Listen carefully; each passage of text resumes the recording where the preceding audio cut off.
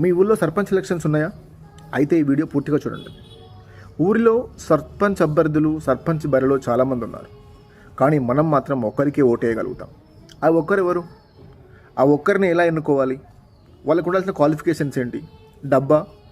పార్టీయా? కాదు. అతను ప్రతిపక్షంలో ఉన్నాడా, అధికార పక్షంలో ఉన్నాడా, స్వతంత్రంగా వస్తున్నాడా?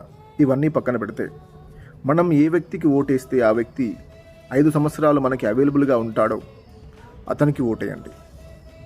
ఎవరికైతే ఓటేస్తే ఊరి అభివృద్ధి చెందుద్దో వాళ్ళకి మీ ఓటు ఇవ్వండి.